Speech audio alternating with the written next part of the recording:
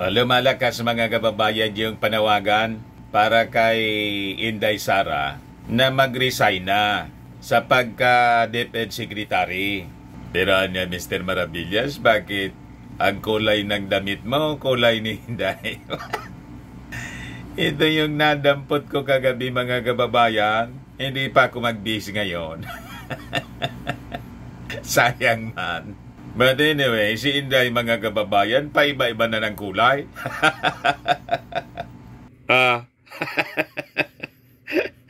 Nakablo. Kahapon kasi mga kababayan, nagpatawag ng presscon si Manila 3rd District Representative Joel Chua, yung congressman po, yung latest na nanawagan para mag-resign na si Inday. Na-invite po ako mga kababayan ni Congressman Joel Chua ng Manila. Kailan po, busy ako. Hindi ako nakapunta. So ang ginawa ko po, inassign ko nang lang ang aking anak na si Queenie. Di ba? Nandun mga kababayan si Queenie. Siya yung ipinadala ko as reporter on my behalf. Busy kasi kami ni Mrs. Ayan po, mga kababayan, yung papreskon ni Congressman Joel Chua ng 3rd District ng Manila para muling ipanawagan kay Inday Sara na ang pinaka-the best na pwede niyang gawin ay ang mag-resign na po mga kababayan sa kanyang posisyon, hindi man po sa pagka-Vice President, kundi as DepEd Secretary kasi inconsistent na po ang posisyon ni Inday. Kasi nga mga kababayan, tulad ng sinabi ni First Lady Lisa Marcos, tama ba niya yun? Kasama ka sa unit team, sama-sama tayong babangon muli. Pagkatapos, may prayer rally na ang panawagan, Marcos resign. Tapos sinabi, tinawag yung Pangulong Bangag. Tama ba niya yun? Sabi ng ating First Lady Lisa Marcos. Yun din ang punto, mga kababayan, ni Congressman Joel Chua ng Maynila. Po. Pero niya, Mr. Maravillas, parang dumikit na yung poet ni Inday sa upuan niya sa DepEd. Kapito ko mga kababayan si Inday. Ayaw pang umalis. Nakikipagtigasan pa, ayaw na po. Bad shot na sa kanya yung First Lady. Kahit anong sabihin po, mga kababayan, ang First Lady, kung ang secretary po ng mga departments ay alter ego, the other self ng ating Pangulong Bongbong Marcos, lalo na po ang kabiyak. Tama ba? So sabi ni Inday, mag-usap daw sila ni President Bongbong Marcos privately. May na talaga niya Mr. Maravillas ang pick-up ni Inday. May na po. Hindi pa niya nagigets. The fact na yung mismong asawa ng Pangulo, bad shot sa kanya, ang ibig sabihin nun, yung ating Pangulo, bad shot sa kanya. Inayaan nga ng ating Pangulong Bongbong Marcos na yung kanyang First Lady magpa-interview. Di ang ibig sabihin nun, mga kababayan, may basbas yung ating Pangulo. Kaya lang, hindi siya madirikta. Pinadaan na mga kababayan ng ating Pangulo sa pamamagitan ng kanyang First Lady. Kasi ang First Lady, sa totoo lang po, siya ang totoong other self ng ating Pangulong Bongbong. Hindi magit sininday. Gusto pang kausapin before siguro siya na mag-desisyon.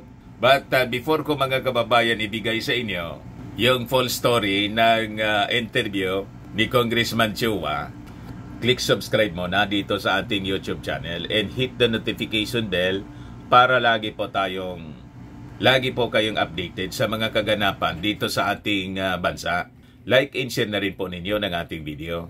At huwag na rin po ninyo na skip yung ating mga commercial ads para tuloy-tuloy lang ang pag-unlad ng Bagong Pilipinas.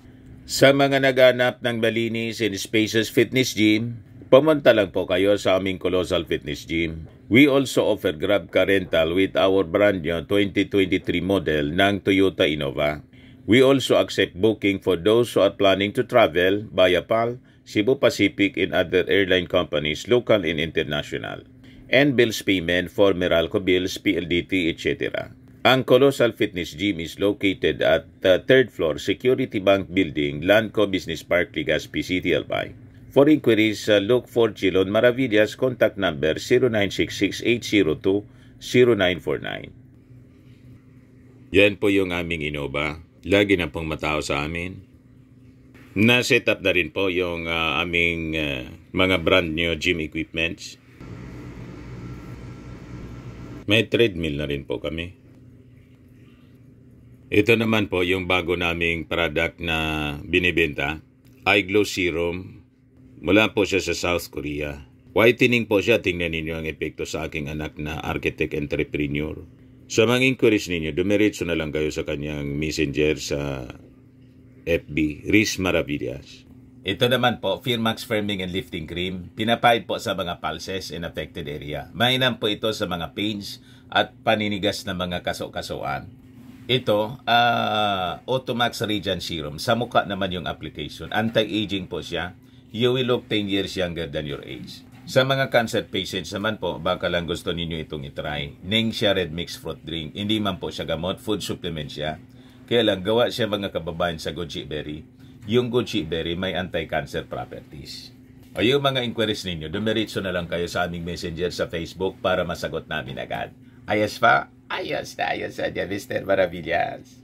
Sabi po niya, doon sa press con, ni Congressman Chua, in public service niya, character and integrity are everything. Di niya, Mr. Maravillas, ang ibig sabihin ni Congressman Chua? Ang ibig niyang sabihin, pag nandyan ka sa public service, importante, bigyan mo ng halaga ang tamang pag-uugali. That is everything.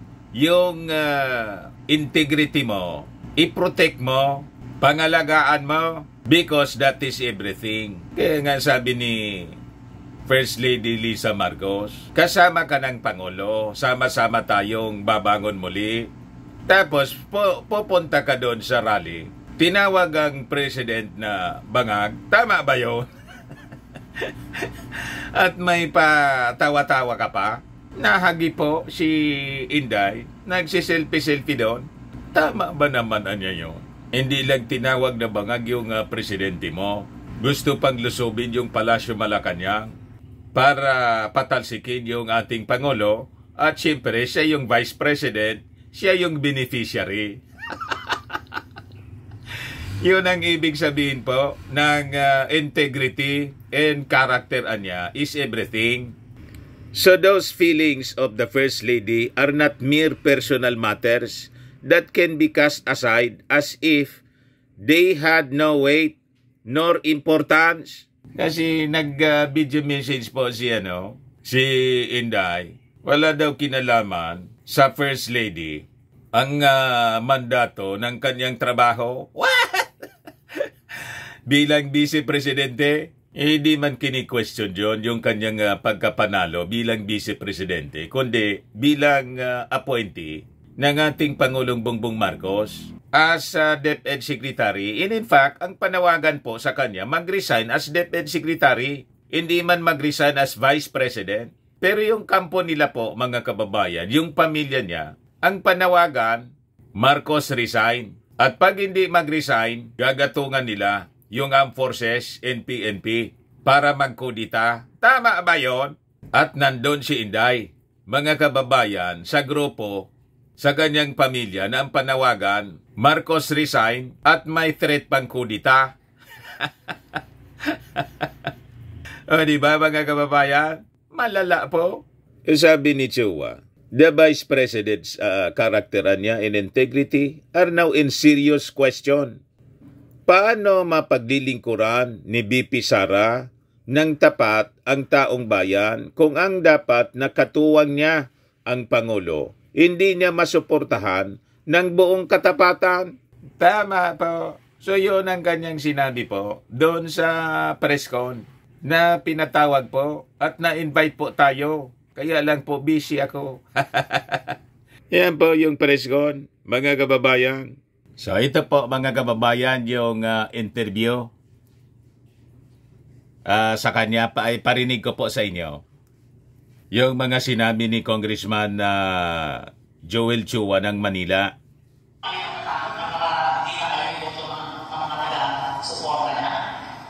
Alam po ninyo sa natatakot? Natatakot po ako. Diba? Hindi lang sa photo, siyempre dahil kung sasabi sa akin ako, kung binangga ko na ang kapangyarihan niya. Kung aminin ko po sa inyo, natatakot ako. Pero kung mananahimik po tayo matatatakot, mananahimik po tayo, magbubulag-bulag lang po tayo, ano po mangyayari sa bansa natin? Huwag po natin tignan yung takot. Ang tignan po, matakot po tayo. 50 years, 100 years. Huwag matakot. Sasabihin ng mga ninuno natin, anong ginawa ninyo nung kaya nakaposisyon? Kasi grupon sila ng matatapang, maisog. Nagbigay ko kayo statement na mag-present si Titi Sara.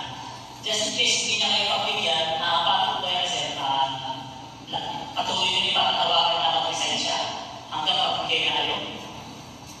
Pwede sa akin naman kasi hanggang ganyan ang trato nila sa presidente, ano ang dahilan para manatili sa pwesto? Meron po tayo, bilang mga Pilipino, meron po tayong tinatawag na delikadesa. Yes. So, Delikadesa, dapat. wala kang ginagawa. Sige mo, binabaratan ang buong pamilya ng presidente, ang Pangulo, wala kang ginagawa. Binabanatan na niya ng pamilya mo, yung presidente. Wala kang ginagawa. So ano yun? Diba? Sabi ko nga, yung ginagawa the best of both worlds. Gusto mo sumalubag dito sa salubag yung dito. You cannot have niya the best of both worlds. Sabi ko, baka mamaya, makaganda pa sa kanyang pagre-resign niya. Purihin pa siya ng mga kababayan natin. Sabihin ng mga kababayan natin yan, ang iba nagbibigan. So at least, manindigan na siya.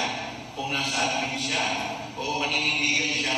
So dapat na niya, manindigan na siya. Ano ba yung posisyon niya? Saan ba siya? Sa Pangulo siya o sa kabila na siya? Sa kanyang pamilya? Nasa presidente niya. Kung sino yung nasa vision niya, kung sino yung tumutugma sa kanyang layunin, ibigay natin yun sa Pangulo. Salamat po, magandang po. So yun. Kasi alam natin, sa pamamagitan po ng law of succession o gumagawin si Bisa ang pabalik. Nakikita po namin mga tao na doon sa mga prayer, marami po pumupunta si Bisa para bang ipinapakita niya yung supportado niya, yung ginagawa ng mga tao, nagraramang doon. Isa pa nga yung nangyari sa liwasan ng mga habang sumisigaw, yung gano'ng mamamana sa establado. Kung baga sa pagiging sa pwesto at sinagyan pa sa first lady na sasapakin, dumating siya. Yung pagpunta sa prayer rally, parang pagsuporta sa ikinigil sa protesta o ikinigil sa prayer rally sa mga kami na masasabi ko. Pwede ayaw ko naman pangunahan na si Titi Sara. Siyempre, hindi ko naman alam kung ano si niya. Pag mating bulso, wala siyang ginagawa. Despite sa mga pag-ikos na ginagawa, despite sa pagbagastos na ginagawa sa ating presidente, wala siyang aksyon. Ang maluwag po dito, publikin ko, parte siya ng official family ng presidente. Alter ego siya. Alter ego siya. So, whether sinasakayon niya to o hindi, sana kung delikadesa, mas maganda, mag-resign lang siya.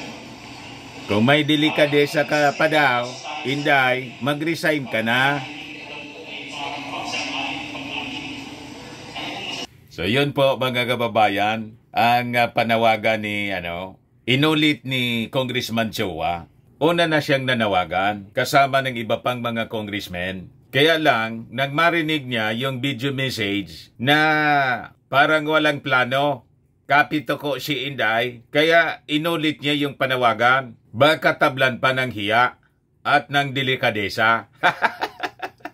So ano niya, Mr. Marabilla, sa tingin mo? With all these pressures, there is a growing call for the Vice President to resign as DepEd Secretary. Depende na po yan sa kapal ng kanyang mukha.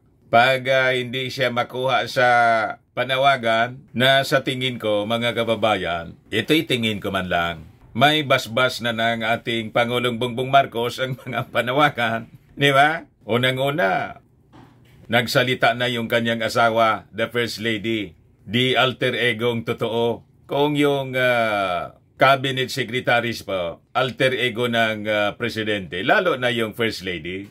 Kaya nga, di ba, kahit sa Amerika, yung mga First Ladies po, asawa ng presidente, binibigyan sila ng respeto. Kasi hindi maalis po yung political influence ng isang First Lady. Kasi asawa siya ng presidente. Ayan po, mga First Lady sa Amerika.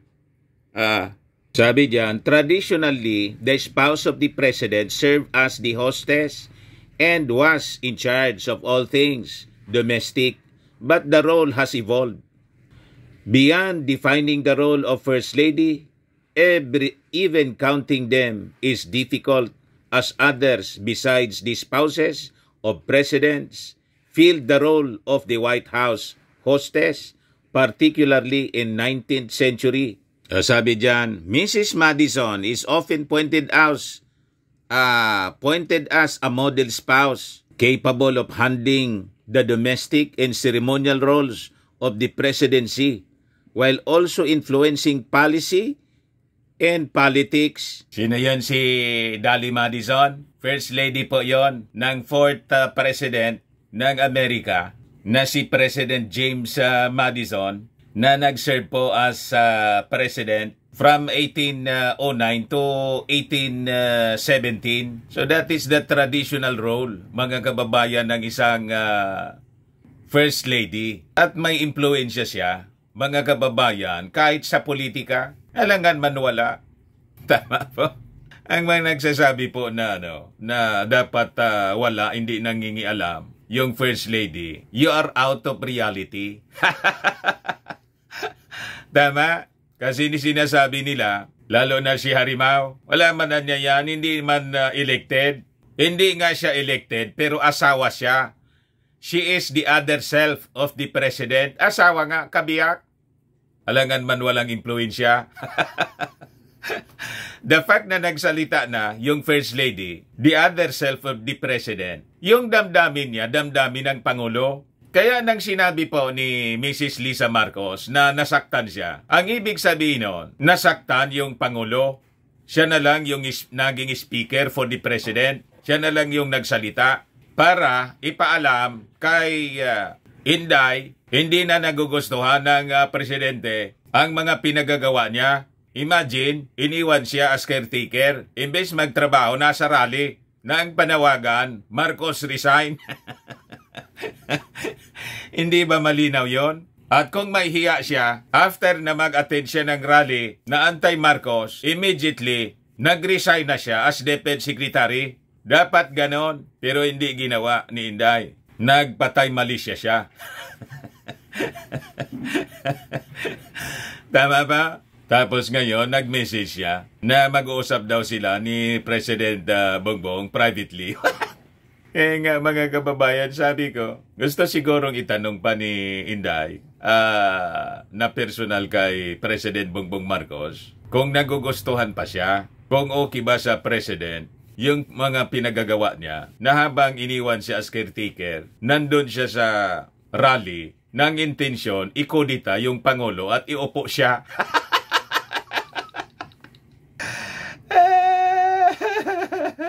Kaya sabi po ni Congressman Chua, sa public service niya, yung character and integrity is everything. At yung integrity and character ni Inday is in serious question na niya ngayon. Paano niya mapaglilingkuran ng matapat ang taong bayan kung ang dapat niyang katuwang niya, ang Pangulong Bongbong na siyang nag-appoint sa kanya as DepEd Secretary, hindi niya masuportahan ng buong katapatan? Tama. Nandun siya kampi sa kanyang pamilya, mga kababayan, na walang habas sa pang-alipusta, pambababoy sa ating Pangulong Bongbong Marcos at wala man lang siyang komento. Sabi ni no comment din. Parang yung ginagawang pang-abuso bullying sa atin ng China. No comment si Inday. Pagkatapos nang magpa-interview si Mrs. Liza Marcos, may comment na siya. Pero yung tanong ni Mrs. Marcos kung tama ba yun yung ginawa niya, hindi man niya po sinagot, inilihis niya, at yung sagot niya may patama pa sa administrasyon na dapat na niya pagtuunan ng administrasyon yung walang tigil na pagtaas ng presyo ng mga bilihin, yung pagdami na naman ng droga.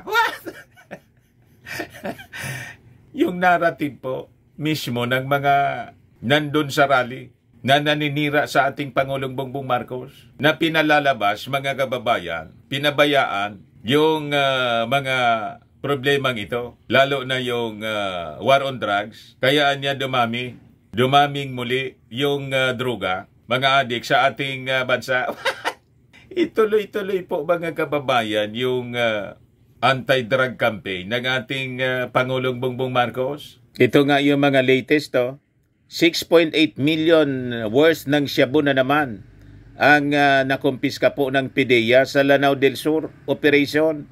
Ito, DOJ indicts claimant of 218 million worth of shabu nab in NAIA. Other than yung nahuli sa Batangas na 13.3 billion worth ng shabu. Iba niya, Mr. Maravillas? Ang sabi ng PNP, 9 billion na lang. Ang may kasalanan po, sabi ng PNP, yung mga nasa mainstream media, kasi ang kukulit nila, hindi pa nga po na i-inventory ng maayos. Diba dapat kinikilo siya? Tapos, binibigyan kung magkano ang value. Gustong maka-scoop. Yung mga nasa media, alam ko yan kasi taga-mainstream ako. Talaga kami po makukulit. Kasi ang unang makabato ng mga information po, siyang pakikinggan. Or yung mga dyaryo, siya yung babasahin ng mga tao. So magiging number 1. Kasi niya magaling. Madali makabato ng kwento. Yan ang problema po. Sa pagmamadali, ayan tuloy, mali-mali yung data. O diba?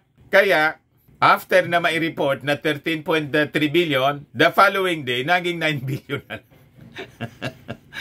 Pero that is, yung mga errors na ganyan po, that is normal. Ang importante, it is announced and it is transparent po. May mga witnesses naman. Ayun, pinagduda na po na itinakas na. May anomalya niya. Parang binawasan para maibinta sa kalsada. Ganon, mga kababayan. Ito mga critics na to, wala man yang ibang gagawin kundi anapan ng diferensya yung gobyerno para may issue palagi. May paninira po. Kasi ang gusto nilang mangyari, siraan yung ating gobyerno, ipahiya, at wag dapat malampasan yung kanilang patron na si Maudigs, kasi si Maudigs lang yung magaling. Ganon ang agenda po nito, mga critics. Magkikita po ninyo, ang mga tira man lang po ng tira, banat ng kung ano-anong mga paninira, sila man lang po. The same grupo po ni Maudigs, kasi masyadong na-insecure sa performance ng ating Pangulong BBM. Diba? Malayo na po yung na-achieve ng ating administrasyon in just less than 2 years. Ayan man lang po, mga kababayan. Ako po si Dante Maravillas. Bye-bye po. God bless.